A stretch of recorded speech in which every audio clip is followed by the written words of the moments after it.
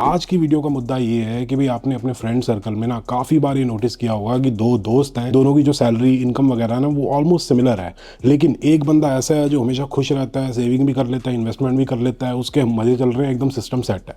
जो दूसरा दोस्त है जिसकी ऑलमोस्ट सिमिलर सैलरी है, वो हमेशा रोता रहता है, पे चेक टू पे चेक जी रहा है, खर्चे पूरे नहीं हो रहे, हमेशा परेशान ही रहता है। तो ऐसा क्यों होता है? तो आज की इस वीडियो में कुछ मनी से रिलेटेड अनकंफर्टेबल ट्रूथ्स के बारे में बात करेंगे। और अगर आपका और मेरा ओपिनियन किसी चीज़ के बारे में मैच नहीं होता है तो कमेंट में अपना पर्सपेक्टिव जरूर शेयर करना। सबसे पहली चीज तो ये है कि आप लोगों ने काफी बार सुना होगा, बहुत सारे फाइनेंशियल गुरुज के मुंह से ये सुना होगा कि भाई साहब बजट बनाओ, एक्सेल शीट को मेंटेन करो, अपने सारे खर्चे एक्सेल शीट के अंदर डालो, हर महीने के एंड में सारी चीजों को ट्रैक करो ताकि आप अपने एक्सपेंसेस वगैरह को कट डाउन कर सको कि भाई फालतू कोई खर्चा हो रहा है, कोई सब्सक्रिप्शन वगैरह जिसके बारे में आपको पता ही नहीं है, वो सारी आपको पता लग सके और आप अपने खर्चे कम करके सेविंग्स वगैरह को इंक्रीज कर सको। ठीक है, एक हद तक मैं मानता हूँ कि बजट बनाना जरूरी है, थोड़ी बहुत सेविंग वगैरह इंक्रीज हो जाती है, लेकिन इसके साथ प्रॉब्लम ये है कि जो आपकी सेविंग है ना वो एक हद तक इंक्रीज हो सकती है, क्योंकि जिंदगी जीने के लिए आपको कुछ ना कुछ खर्चा तो करना ही पड़ेगा। मान लेते हैं कि आपकी जो टेक होम सैलरी है वो है $5,000 और आपके नीड्स के जो एक्सपेंसेस है ना वो है $2,000। तो उस केस में आपकी सेविंग कितनी होगी हर महीने? इनकम माइनस एक्सपेंसेस जो कि हो जाते हैं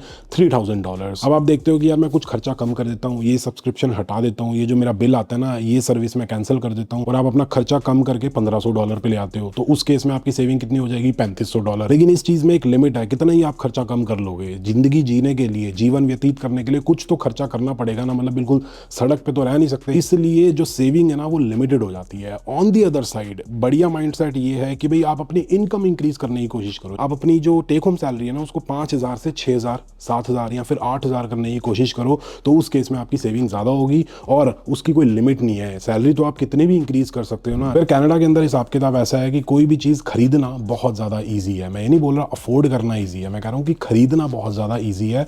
और कनाडा के अंदर जो क्रेडिट कार्ड्स हैं वो तो ऐसे मुंह पे देके मारते हैं कि भाई साहब लो क्रेडिट कार्ड, जाके खर्चा करो, जाके महंगी महंगी टी शर्ट, वॉचेस या फ़ोन या फिर जो भी चीज़ आप खरीदना चाहते हो जाके खरीदो, पे करते रहना। और बहुत सारे लोग कनाडा के अंदर ऐसे ही जीवन व्यतीत करते हैं कि भाई साहब क्रेडिट कार्ड्स वगैरह भरे हुए हैं, बैंक अकाउंट के अंदर मुश्किल से $1,000 है, लेकिन उनकी जो टी शर्ट होगी वो होगी कम से कम $400-500 की। गुच्ची, प्राडा, बॉस, बूस, पता नहीं कौन कौन सी टी शर्ट होती हैं, मर्सिडीज, ऑडी, BMW और कौन सी बड़ी बड़ी ब्रांड्स होती हैं, जो भी होती हैं, टेस्ला वेस्ला, महंगी महंगी गाड़ियाँ होंगी उनके पास। हिसाब किताब लगेगा कि भाई साहब इनके अकाउंट में कम से कम $1,00,000-2,00,000 होगा, इन्वेस्टमेंट पोर्टफोलियो होगा कम से कम $1 मिलियन का। लेकिन रियलिटी ये होती है कि अकाउंट के अंदर $500 भी नहीं होते। इन्वेस्टमेंट पोर्टफोलियो तो बहुत दूर की बात है, क्योंकि अभी तो इमरजेंसी फंड भी नहीं बना रखा। तो कनाडा के अंदर ना शोशेबाजी की बहुत ज़्यादा दुनिया है। इंडिया से या फिर अपनी होम कंट्री से जब हम उनको देखते हैं हमें लगता है कि भाई साहब यहाँ पे तो पैसा पेड़ पे उगता है, लेकिन रियलिटी ये है कि सारी चीज़ें लोन पे होती हैं, क्रेडिट कार्ड पे होती हैं, डेट में बंदा घुसा होता है अंदर तक, यहाँ तक डेट चढ़ा होता है।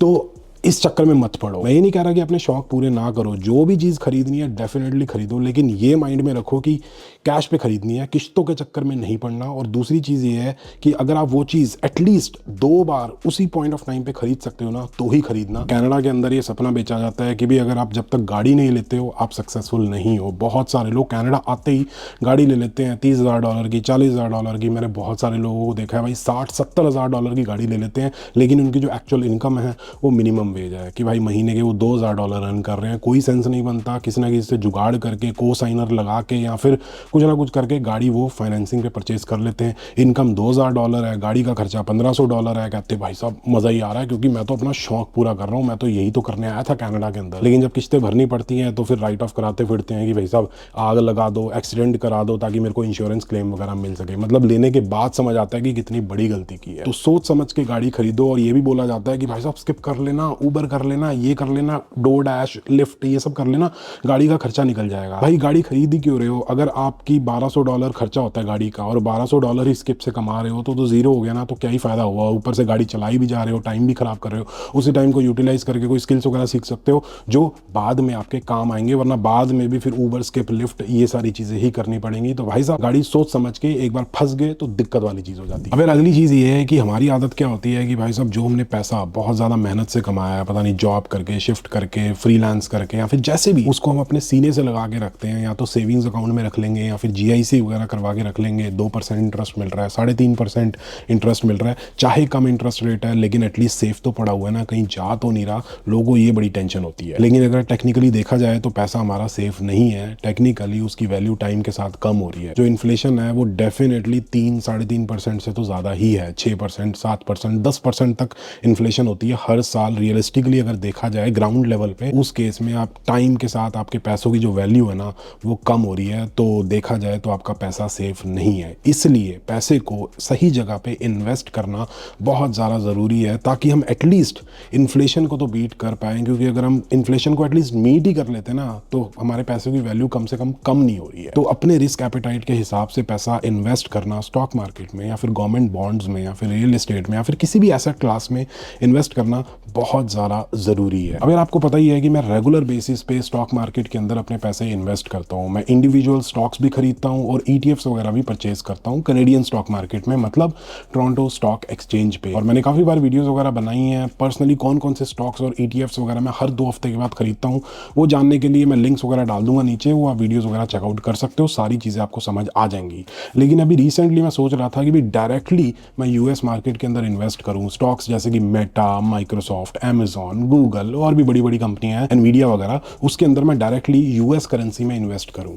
जब मैंने देखा कि भी मेरे प्लेटफॉर्म पे जिसको यूज़ करके मैं पैसे इन्वेस्ट करता हूँ कि भी अगर मेरे को कनेडियन करेंसी से US करेंसी में कन्वर्ट करना है तो 1.5% मेरे को कन्वर्जन फीस देनी पड़ेगी। और इन केस मैं स्टॉक सेल करके उसको दोबारा से कनेडियन करेंसी में कन्वर्ट करता हूँ तो 1.5% दोबारा देना पड़ेगा। तो 3% का नुकसान तो मेरा ऐसा ही हो गया। अब इस चीज़ को अवॉइड करने के लिए एक तरीका होता है जिसको कहते हैं नॉर्बर्ट गैम्बिट। अब उस प्लेटफॉर्म पे तो अवेलेबल नहीं है जिसको मैं यूज़ करता हूँ, किसी और प्लेटफॉर्म पे अवेलेबल है। लेकिन ये जो तरीका है ये थोड़ा सा कॉम्प्लिकेटेड होता है, बड़ा अमाउंट चाहिए होता है, डिलेज वगैरह हो जाते हैं, काफ़ी दिन लग जाते हैं, तो आइडियल सिनेरियो नहीं है। अब इस चीज़ का बहुत ही बढ़िया सोल्यूशन है मूमू प्लेटफॉर्म। तो बेसिकली यार मूमू एक ऐसा प्लेटफॉर्म है जिसको यूज़ करके आप अपना मनी कनेडियन या फिर US स्टॉक मार्केट के अंदर इन्वेस्ट कर सकते हो, मतलब ETFs या स्टॉक्स वगैरह परचेज कर सकते हो। और इसके बारे में सबसे बढ़िया चीज़ मेरे को ये लगी कि भाई साहब कोई भी कन्वर्जन फीस नहीं देनी पड़ती जब हम कनेडियन करेंसी से US करेंसी में कन्वर्ट करवाते हैं। दूसरे प्लेटफॉर्म्स 1.5% या फिर 2% चार्ज करते हैं, लेकिन मूमू पे 0 चार्ज होता है, मतलब सीधा कन्वर्ट हो जाता है और अपना जो पैसा है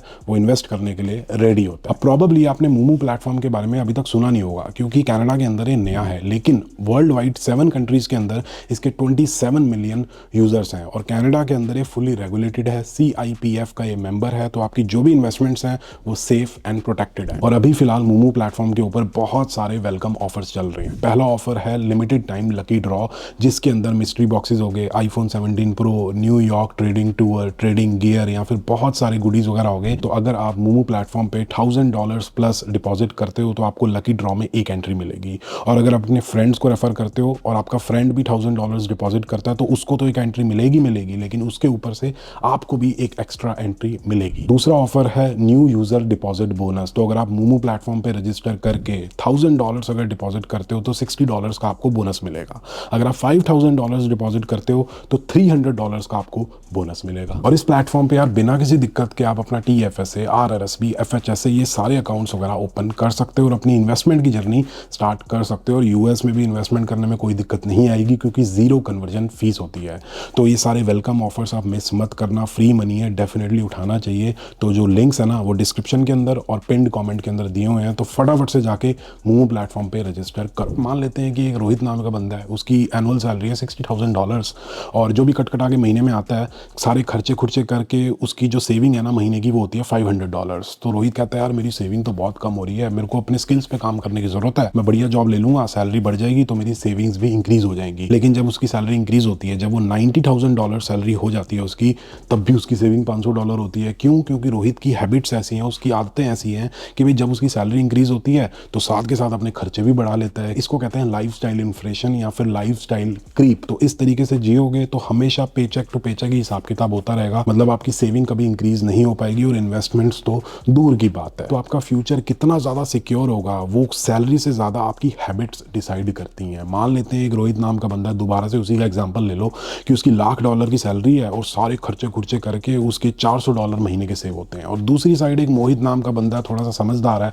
उसकी जो एनुअल सैलरी है वो $70,000, उसने खर्चे अपने कम किए हुए है, लाइफस्टाइल इन्फ्लेशन वाला हिसाब किताब उसका नहीं है, उसके महीने के सेव हो जाते हैं $1500। तो बताओ कौन बढ़िया हुआ, कौन अमीर हुआ? मोहित ज़्यादा समझदार और थोड़ा सा ज़्यादा अमीर हुआ ना, टेक्निकली देखा जाए तो ये सीन है। अब काफ़ी बार आप लोगों ने सुना होगा कि भाई साहब follow your passion, web series में, मूवीज़ में, या फिर किसी रैंडम पर्सन के मुंह से सुना होगा कि पैशन को फॉलो करो, पैसा अपने आप पीछे आएगा। लेकिन रियल लाइफ में ना ये चीज़ें ज़्यादातर सच नहीं होती हैं, पर रियलिटी यही है। कहते हैं अभी दिल की सुनो, दिल की सुनो। प्रॉब्लम ये है कि दिल की सुन तो लेंगे लेकिन उससे बिल नहीं भरे जाएंगे। यूटिलिटी बिल्स वगैरह होते हैं, कार पेमेंट्स होगी, रेंट पे करना है, पता नहीं कितने सारे बिल होते हैं। पैशन से काफ़ी बार ये भरे नहीं जाते हैं।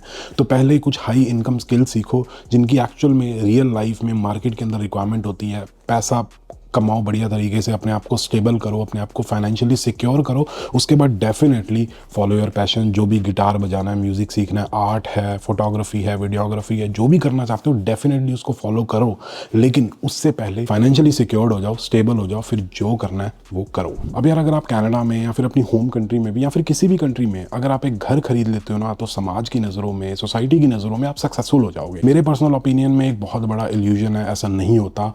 मतलब घर खरीदना सक्सेस का कोई इंडिकेटर नहीं है। हो सकता है कि भी पीछे बैकग्राउंड में क्या है कि भी बंदे ने सिर्फ 5% डाउन पेमेंट किया है, पूरे तरीके से वो डेट में डूबा हुआ है, बड़ी बड़ी उसकी इंस्टॉलमेंट्स जा रही हैं, मॉर्गेज पेमेंट जा रही है घर की, और परेशान है, बहुत ज़्यादा स्ट्रेस है, रातों को नींद नहीं आ रही है। बहुत बार ऐसा होता है कि रेंटिंग ज़्यादा सेंस बनाती है, वो ज़्यादा अफोर्डेबल होती है और फ्लेक्सिबिलिटी बहुत ज़्यादा मिलती है कि इन केस अगर आपको जॉब चेंज करनी है, सिटी चेंज करनी है, एक जगह से दूसरी जगह पे मूव होना है, तो अगर आप रेंट कर रहे हो तो बड़ी ईजिली मूव कर सकते हो, कोई कमिटमेंट नहीं है, कोई दिक्कत नहीं है। और कनाडा के अंदर आज के टाइम पे भाई साहब घर तो ऐसे बेचा जा रहा है जैसे कोई बनियान या फिर कोई टी शर्ट वगैरह बेच रहे हैं कि भाई ले लो, $2000 मंथली पेमेंट है, $2500 मंथली पेमेंट है। लेकिन रियलिटी कोई नहीं बताता कि भाई घर खरीदने के बाद सिर्फ मॉर्गेज पेमेंट नहीं होती है, उसके ऊपर से मेंटेनेंस के खर्चे होते हैं, टैक्सेस होते हैं, और भी बहुत सारे खर्चे होते हैं। वो $2500 कब $3500 $4000 बन जाते हैं, पता ही नहीं लगता। फिर बंदा कहता है कि भाई साहब ये कहाँ पे फंस गया मैं, अब क्या करूँ? तो इसलिए घर खरीदना is not equal to being successful in Canada. Financial stability होनी चाहिए कि भाई बंदे के अंदर स्ट्रेस नहीं होनी चाहिए कि भाई मेरे को ये पेमेंट करनी है, वो पेमेंट करनी है। दैट इज मेरे हिसाब से रियल सक्सेस। अब एक सच्चाई आपको ये बताना चाहूंगा कि जब आप कनाडा आओगे तो यहाँ पे आप किस तरीके का जीवन व्यतीत करोगे, किस तरीके की जिंदगी जियोगे,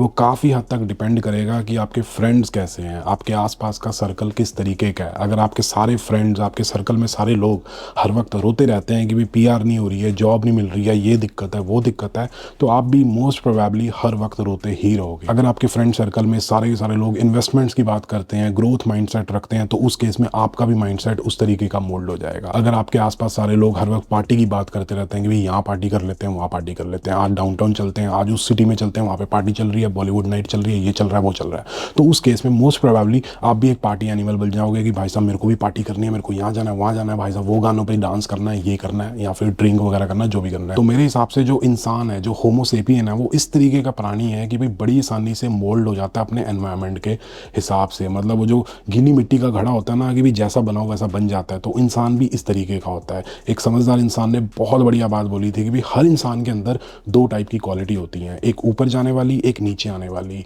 और जो क्वालिटी जीत जाती है बंदा उस तरीके की ज़िंदगी जी जाता है। कमेंट करके बताना कि भाई किस समझदार इंसान ने कहाँ पे ये बात बोली थी।